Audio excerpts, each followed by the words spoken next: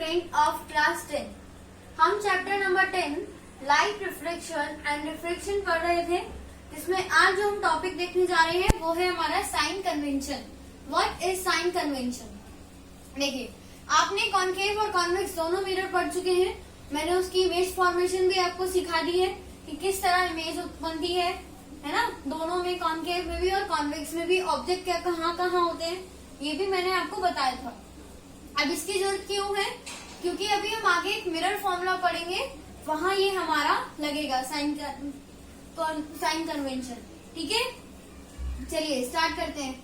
आपने पढ़ा है कि कॉन्केव मिरर में हम ऑब्जेक्ट भी यही रखते हैं, है ना, यही रखते हैं, यानी मिरर के फ्रंट में रखते हैं। और हमारी इमेज भी कहीं पे भी बन रही है मान लो, पर बनेगी हमेशा मिरर के फ्रंट में ही। ठीक है, तो जो V होता है हमारा, V is equal to distance from pole to object. Pole to object, अगर हम ये निकालेंगे, ये इसको बोलेंगे हम V। ये पोल होता है हमारा, यहाँ पोल से लेकर ऑब्जेक्ट की डिस्टेंस को हम बोलते हैं V। क्या बोलते हैं? V, सॉरी यहाँ तक। ठीक है, अब ये U क्या होता है? ऑब्जेक्ट पोल से इमेज तक की डिस्टेंस को हम बोलते हैं U, distance from pole to image. ठीक है, अब देखिए, आपने ग्राफ पढ़ा होगा 9th क्लास में, अपने मैथ्स में 9th क्लास में हमने ग्राफ में देखा था कि ये वाली एक्स एक्सिस हुआ करती थी और ये वाई एक्सिस, है ना। राइट हैंड साइड में क्या होता था कि सारी वैल्यू प्लस होती थी और लेफ्ट हैंड साइड में वैल्यूज माइनस में होती थी। इसको एक्स डैश लेते थे, इसको वाई डैश लेते थे, ये 0 होता था बीच में। देखिए, अब आपकी लेफ्ट हैंड साइड पे ऑब्जेक्ट भी आपका लेफ्ट हैंड साइड पे है और इमेज भी आपका लेफ्ट हैंड साइड पे है, तो आपकी V की वैल्यू जो भी दी जाएगी आप उसको नेगेटिव में रखेंगे। जैसे मान लीजिए आपको दे रखा है कि distance of object from pole is 5 centimetre in front of mirror, mirror के फ्रंट में। ठीक है, तो आप V की वैल्यू -5 रखेंगे। ये होता है साइन कन्वेंशन। और कॉन्केव में U और V दोनों की ही वैल्यू नेगेटिव होती है। ठीक है, कॉन्वेक्स में देखते हैं। कॉन्वेक्स में हमने पढ़ा है कि अगर हम ऑब्जेक्ट यहाँ रखेंगे तो इमेज कहाँ बनेगी हमारी? यहाँ पर बनती थी, कहीं पे भी बनेगी, सीधी इमेज बनेगी। मान लीजिए ऑब्जेक्ट है और ये इमेज है। ठीक है, तो ऑब्जेक्ट पोल से यहाँ पर है, ये लेफ्ट हैंड साइड में है, ये V हुआ, यानी V यहाँ पे क्या होगा? नेगेटिव होगा। V यहाँ पे क्या होगा? नेगेटिव होगा। और F यहाँ पे, सॉरी U, यानी ये यहाँ से लेकर कि यहाँ की डिस्टेंस होगी U, और U क्या होगा? राइट हैंड साइड में है, तो ये पॉजिटिव होगा। तो आपको याद रखना है कि कॉन्केव में V और U दोनों ही नेगेटिव होते हैं और कॉन्वेक्स में U पॉजिटिव होता है और V नेगेटिव होता है। तो ये था हमारा साइन कन्वेंशन। इसके बाद हम जो नेक्स्ट टॉपिक देख रहे हैं वो है मिरर फॉर्मूला, और उसके बाद हम देखेंगे मैग्निफिकेशन। लास्ट टॉपिक हमारा, तो ये होता है हमारा mirror formula. 1/f is equal to 1/v plus 1/u। यहाँ पे f क्या हमारी फोकल लेंथ, मैंने आपको बताया था पोल से फोकस तक की डिस्टेंस को क्या कहते हैं? Focal length. Next v, distance from the pole to object. अभी हमने बताया था कि v क्या होता है? पोल से ऑब्जेक्ट तक की डिस्टेंस को हम बोलते हैं v, और u क्या होता है? पोल से इमेज तक की डिस्टेंस को हम बोलते हैं u। तो ये है हमारा मिरर फॉर्मूला, जो कि न्यूमेरिकल के लिए बहुत ज्यादा इम्पोर्टेंट है। ठीक है, अब नेक्स्ट इसमें देखते हैं मैग्निफिकेशन ऑफ स्फेरिकल मिरर।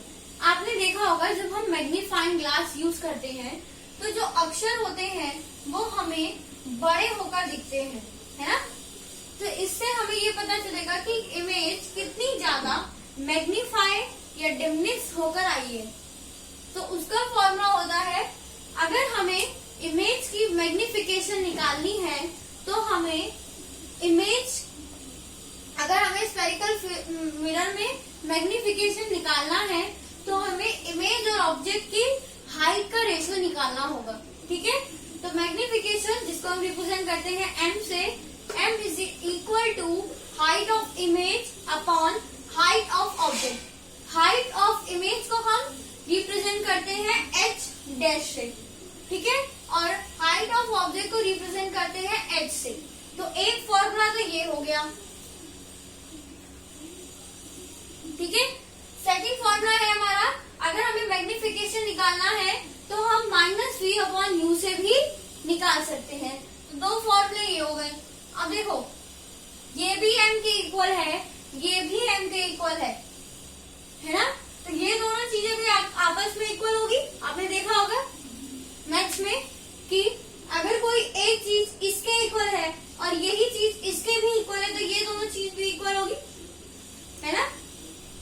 तो फ्रॉम 1 and 2 हमें मिला h dash upon h equal to -v upon u, ठीक है। तो हम मैग्निफिकेशन ऐसे भी निकाल सकते हैं, चाहे हम ये वाला फॉर्मूला लगाए या ये वाला फॉर्मूला। ये वाला फॉर्मूला कब लगेगा, देखिए आपको कुछ इस तरीके से क्वेश्चन दिया जा सकता है कि आपको हाइट ऑफ इमेज दे दी जाए, हाइट ऑफ ऑब्जेक्ट दे दी जाए, ठीक है, आपको u भी दे दिया जाए, मतलब distance from pole to image भी दे दिया जाए, और आपसे v पूछे, तो हम ये फॉर्मूले का इस्तेमाल कर सकते हैं। समझ में आया। नेक्स्ट अब इसके कुछ दो क्वेश्चन देखते हैं कि इस तरीके के क्वेश्चन कैसे सॉल्व होते हैं। चलिए नेक्स्ट कुछ क्वेश्चन है हमारे, जो भी हमने फॉर्मूला पढ़ा था उसके base. Suppose height of object is 3 centimetre. अभी मैंने आपको बताया था हाइट ऑफ ऑब्जेक्ट को हम h से रिप्रेजेंट करते हैं। तो हाइट ऑफ ऑब्जेक्ट 3 सेंटीमीटर दे रखी है। हाइट ऑफ इमेज यानी h dash equal to 12 centimetre. What is the magnification? अब मैग्निफिकेशन यानी हमें m निकालना है। तो अभी हमने पढ़ा m is equal to h dash upon h यानी 12 अपॉन 3 4। तो m क्या आया 4, कोई यूनिट नहीं होती, ठीक है। नेक्स्ट क्वेश्चन करते हैं। Suppose object distance is 3 centimetre. Object distance से रखी है इन फ्रंट ऑफ मिरर।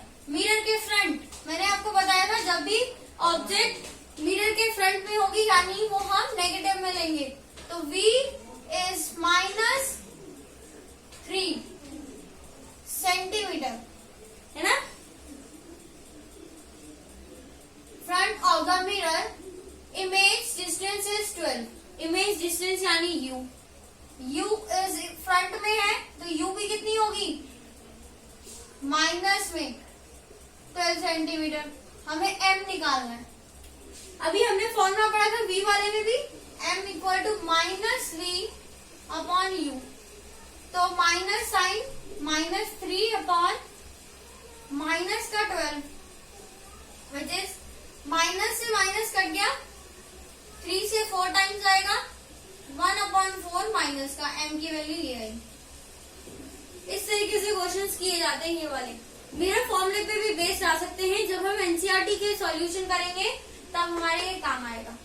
बच्चों अब मैंने आपको स्टार्टिंग में बताया था कि ये चैप्टर 2 पार्ट में डिवाइड है, रिफ्लेक्शन और रिफ्रैक्शन। आज हमारा रिफ्लेक्शन वाला पार्ट खत्म हो गया, ठीक है।